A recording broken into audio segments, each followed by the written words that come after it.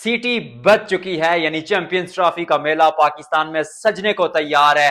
वो पाकिस्तान का 29 साल का इंतजार अपने इख्तिताम को पहुंचा। वो डेकेड्स पाकिस्तान ने दिहाइयों का इंतजार किया कि एक आईसीसी इवेंट क्वालिटी ब्रॉडकास्टर्स के साथ अपने घर होस्ट करें।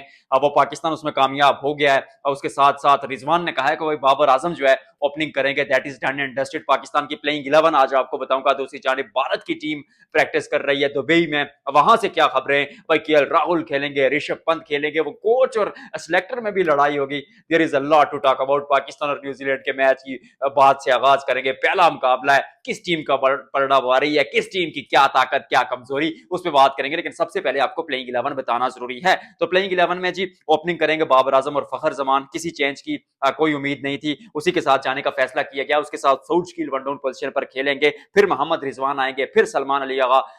ये तीनों जो मिडिल ऑर्डर में खिलाड़ी हैं उन पे काफी ज्यादा इंहिसार किया जाएगा। फिर तैयब ताहिर हैं, खुशदिल शाह हैं, उसके साथ साथ फहीम अशरफ क्योंकि चले जाएंगे तो फिर हारिस रऊफ वापस आएंगे। उनकी इंजरी के बारे में बताऊंगा कि पीसीबी आखिर कर क्या रहा है। फिर नसीम शाह, फिर हारिस रऊफ और फिर इब्रार अहमद, ऑफ कोर्स शाहीन अफरीदी भी टीम का हिस्सा होंगे। तो ये पाकिस्तान की प्लेइंग 11 मैंने आपको बताई। अब इस टीम की, क्योंकि न्यूजीलैंड के साथ आपका मुकाबला है, आप अपने घर न्यूजीलैंड के खिलाफ ट्राई सीरीज में 2 मैचेस खेल चुके हैं, तो कोई नई चीज नहीं होगी। और इसी मैदान पर पिछला मुकाबला आपने यानी नेशनल स्टेडियम कराची में खेला गया। इसमें भी आपने अगेंस्ट न्यूजीलैंड मुकाबला खेला। तो अब थोड़ा शुरू से आगाज करते हैं। सबसे पहले तो बाबर आजम के बारे में रिजवान से प्रेस कॉन्फ्रेंस में सवाल हुआ। रिजवान ने कहा कि देखिए, मुझे तो नहीं पता कि बाबर आजम ने किसी को फोर्स किया। कप्तान साहब आप भले ही ना माने, लेकिन कप्तान ने और कोच ने बाबर आजम को कहा, एक्चुअल में कन्विंस किया कि आप ओपनिंग करें। और बाबर आजम ने कहीं ना कहीं प्रेस कॉन्फ्रेंस में अपने उस इंटरव्यू में खुद भी कहा था कि भाई मैं जो ओपनिंग कर रहा हूं वो मैनेजमेंट के कहने पर कर रहा हूं। और वो कह रहे थे कि ओपनिंग मेरे लिए एक नया चैलेंज है। तो बाबर आजम के लिए अगर ओपनिंग नया चैलेंज है तो फिर उन्होंने ऐसा कहा क्यों है? इसका मतलब है कप्तान साहब आपने और हेड कोच ने बाबर आजम को कन्विंस किया कि आप ही ओपनिंग करें। अब दूसरी बात आती है हारिस रऊफ की, क्योंकि वो बताना जरूरी है। हारिस रऊफ ने कल ट्रेनिंग सेशन में 6 ओवर्स किए थे। आज का जो ट्रेनिंग सेशन हारिस रऊफ ने किया उसमें उन्होंने अजराई के मुताबिक अच्छी गेंदबाजी की, लेकिन 80% फिट हैं, ऐसा आपके कप्तान ने भी कहा। अब एक फास्ट बॉलर जो अराउंड 150 गेंदबाजी करता है उसको आप 80% फिटनेस पर खिला देते हैं, तो कहीं ना कहीं शायद ये उनके साथ भी ज्यादती है। आप टीम मीडिया को देखें, बुमराह नहीं है तो उन्होंने उनको मतलब कहा नहीं है कि भाई चैंपियंस ट्रॉफी बड़ा इवेंट तो आप हमारे लिए खेले। उन्होंने अपने बैकअप पे भरोसा किया है। तो आपने ऐसा क्यों नहीं किया? क्योंकि आपने बैकअप तैयार ही नहीं किया। आपने बैकअप तैयार किया होता तो आप पहले मैच में हसनैन और दूसरे मैच में फहीम अशरफ को हारिस रऊफ की जगह ना खिलाते, तो वो तैयारियों का पोल तो आपका खुल गया। लेकिन क्योंकि चैंपियंस ट्रॉफी सामने है तो थोड़ी पॉजिटिव बातों पर गौर करते हैं। पाकिस्तान की अब न्यूजीलैंड के खिलाफ पहले पाकिस्तान की ताकत पर नजर डालते हैं। पाकिस्तान की जो ताकत है अमूमन उनकी गेंदबाजी होती है, बट इस मुकाबले में जो टूर्नामेंट इस तरह का रहने वाला है, क्योंकि बैटिंग पिचेस होंगी। नेशनल स्टेडियम कराची में बैटिंग पिच बनाई गई है, तो फिर वहां पर आपको शायद कहीं ना कहीं अपने बल्लेबाजी पर एक दफा फिर नजरें दौड़ानी पड़ेगी। और सबसे ऊपर नाम आता है बाबर आजम का।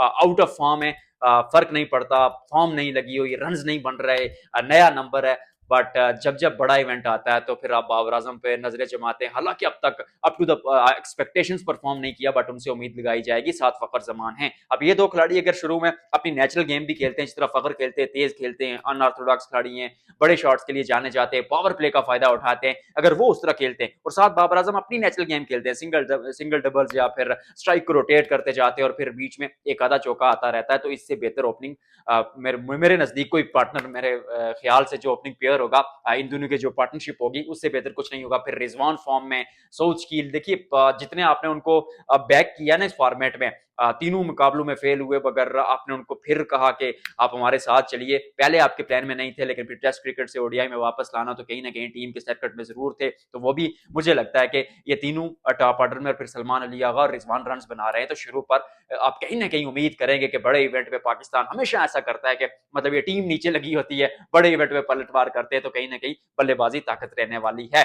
और फिर उम्मीदें बहुत ज्यादा खुशदिल शाह से होंगी, उम्मीदें बहुत ज्यादा वहां पर तैयब ताहिर से होंगी कि ये दोनों आपको एटलीस्ट 10 के रन रेट से फिनिश करके दे। तो टीम मतलब ठीक ठाक है, ऐसा नहीं है कि टीम बहुत बुरी है, लेकिन क्योंकि परफॉर्मेंस अच्छी नहीं है, और जब परफॉर्मेंस अच्छी नहीं होती तो फिर बातें होती हैं। अब पाकिस्तान की गेंदबाजी पे आते हैं। शाहीन शाह अफरीदी नए गेंद के साथ, मतलब इस इनका कोई सान ही नहीं है। जिस तरह की वो गेंदबाजी करते हैं, एक ही एंगल के साथ गेंद को अंदर की तरफ टर्न करते हैं, बाहर भी लेकर जाते हैं, घुमाना दोनों तरफ जानते हैं, उंगलियों में हुनर मौजूद है। तो फिर शाहीन शाह अफरीदी नए गेंद के साथ साथ नसीम शाह, वो भी अच्छे गेंदबाज हैं।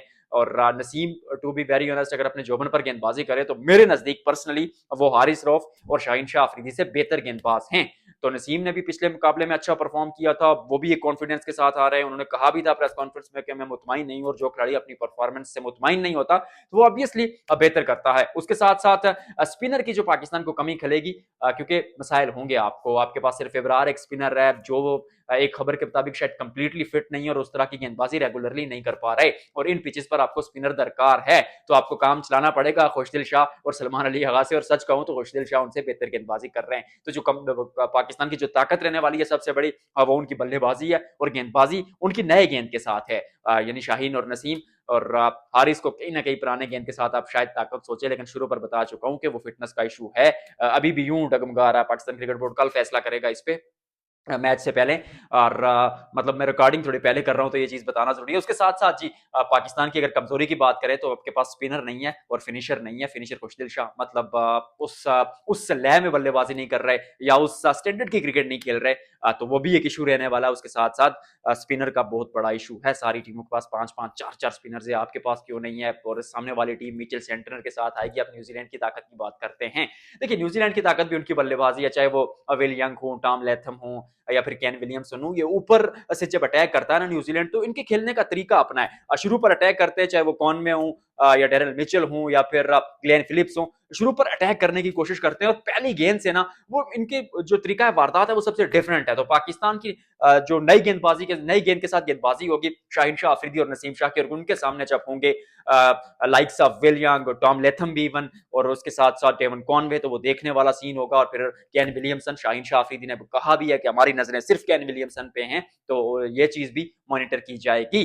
और न्यूजीलैंड की ताकत उनकी बल्लेबाजी है। जो भी टीम यहाँ पर टॉस जीतेगी कोशिश करेगी कि वो रन चेज के लिए जाए और बड़ा टारगेट सामने जो है ना जो ना सेट होने दे अपनी अगली टीम के को। तकरीबन मुझे लगता है इस पिच पर 350 रन बनेगा, तो 350 के आसपास रोककर वो चेज करने की कोशिश की जाए।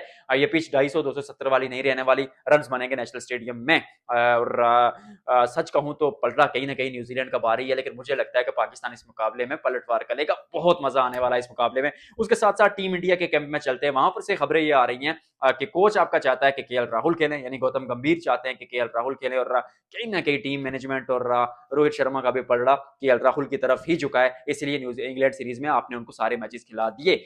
दूसरी जानिब सिलेक्शन कमेटी है ऋषभ पंत को चाहती है कि यार पंत मतलब खिलाड़ी अलग लय का है, अलग लेवल का खिलाड़ी है, अलग दर्जे की क्लास है, तो फिर उनको शामिल किया जाए क्योंकि आपको एक ऐसा एक्स फैक्टर चाहिए। तो अभी तक जो फैसला किया गया वो यही किया गया है कि आप जाएंगे वहां पर केएल राहुल के साथ। और दूसरी चीज जो टीम इंडिया के लिए थोड़ी सी चिंता का विषय जरूर था कि जसप्रीत बुमराह नहीं है तो क्या होगा। उनके दिग्गज खिलाड़ी भी कह रहे हैं कि जस्सी नहीं है तो क्या फर्क पड़ता है, मोहम्मद शामी तो है, मोहम्मद शामी के साथ आपको एक और फास्ट बॉलर खिलाना है तो वो तो फिर आप खिला सकते हैं। अच्छा हर्षित राणा को, वो भी ठीक ठाक काम कर रहे हैं। और उसके साथ साथ आप अर्शदीप सिंह को भी, मतलब उतना शायद डेकोरम नहीं है ओडीआई क्रिकेट में, शायद उतने वो मैचेस नहीं खेले, बट काबिलियत तो है। और दुबई में जब आप खेलेंगे तो इस तरह के गेंदबाज जिनकी गेंद हल्की सीम होती है आपको काम आएंगे स्लो पिचेस पर। और जब स्लो पिचेस की बात आती है तो फिर वहां पर क्या होता है, फिर वहां पर होता है आपके पास जड्डू है, अक्षर पटेल है, बैटिंग भी करते हैं, गेंदबाजी भी करते हैं, फिर कुलदीप या वरुण चक्रवर्ती को भी खिला दो, मुश्किलात आपके लिए ज्यादा है नहीं। और बांग्लादेश के साथ वहां पर टीम इंडिया दुबई में प्रैक्टिस कर रही है, और विराट कोहली भी फुल फ्लो में बल्लेबाजी कर रहे हैं, मतलब वो बल्ले को दार जरूर लगा दिया किंग कोहली ने। रोहित शर्मा भी फॉर्म में, वो शतक आपको याद होगा जो इंग्लैंड के अगेंस्ट लगाया, विराट कोहली ने 50 लगाई, और बड़े मूवमेंट से पहले शुभमन गिल फॉर्म में। तो ताकत ही ताकत है टीम इंडिया की। फास्ट बॉलिंग में थोड़ा इशू था, उसको सॉर्ट आउट करने का जो तरीका था वो मैंने आपको बताया। अब आज की वीडियो में फिलहाल इतना ही। पाकिस्तान की प्लेइंग 11 और तमाम तर स्टोरीज आगे जो आती रहेंगी, सबसे पहले मैं ही तो आपके साथ शेयर करता हूँ। और पास आए तो आपको एक बात बताऊँ, मोनिटाइजेशन ऑन हो गई है, वीडियो देखा करें, लाइक किया करें, शेयर किया करें।